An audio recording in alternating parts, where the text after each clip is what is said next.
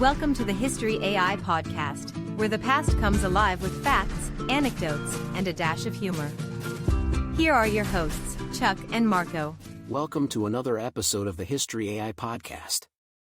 I'm Chuck. And I'm Marco. Today, we're diving deep into the life of a legend, Thomas Edward Lawrence, or as many know him, Lawrence of Arabia. But before he became a legend, he was just a boy from Tremedog, Wales. Born on August 16, 1888.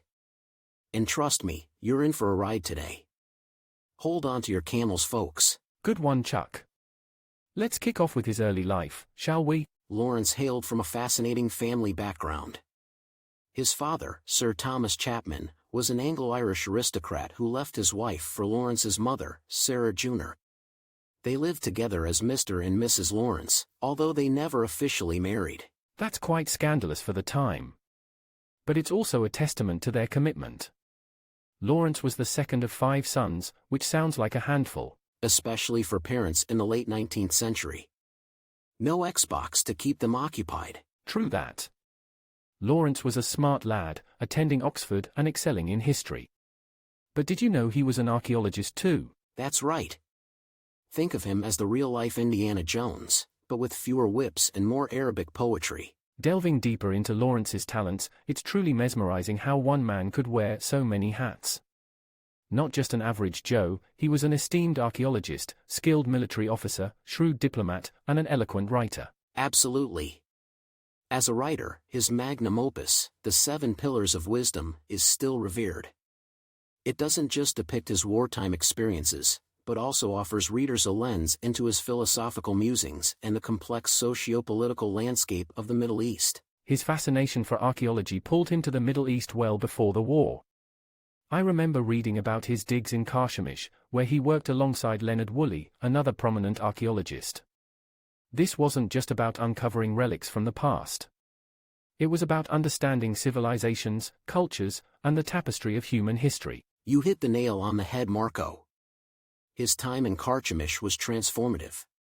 Not only did he hone his archaeological skills, but he also became fluent in Arabic, striking deep friendships with locals and gaining insights into tribal dynamics and politics. There's a story of him living in tents amidst severe conditions, facing sandstorms and extreme temperatures, all for his love of discovery.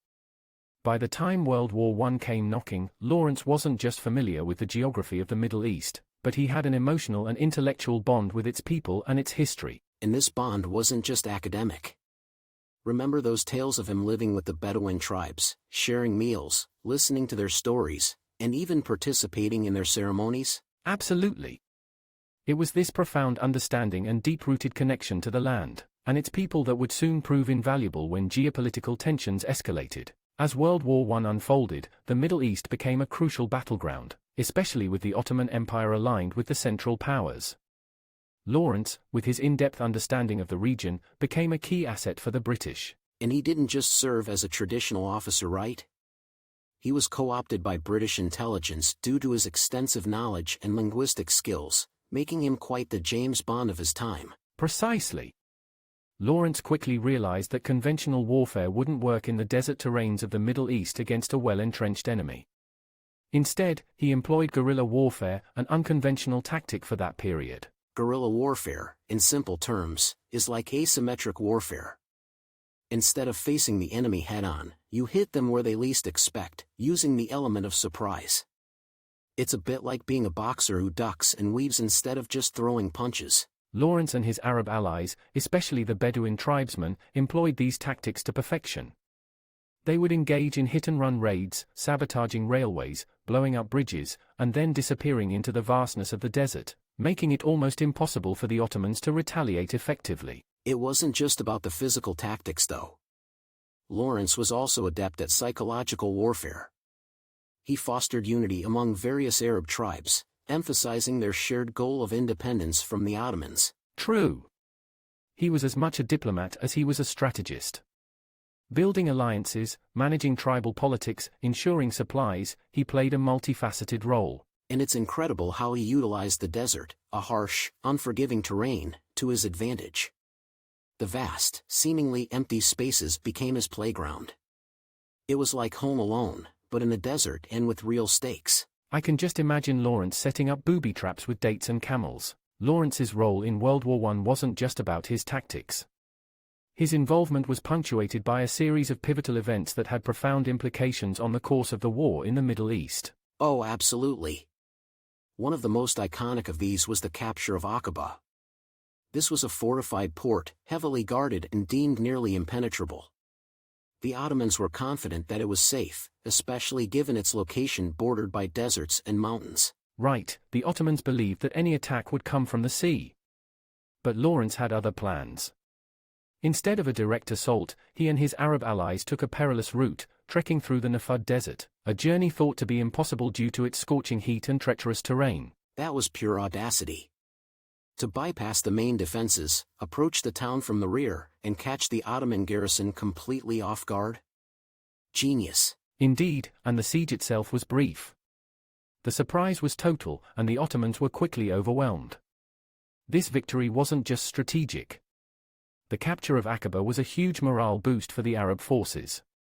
It signaled a shift in momentum and proved that the Arab revolt was a force to be reckoned with. Another significant event was the Battle of Tafili. This was a direct confrontation, a rarity for Lawrence and his guerrilla tactics.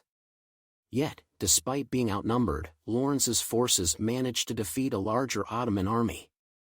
This victory earned Lawrence a promotion and even more respect among his Arab allies. And let's not forget his role in the sabotage of the Hejaz Railway.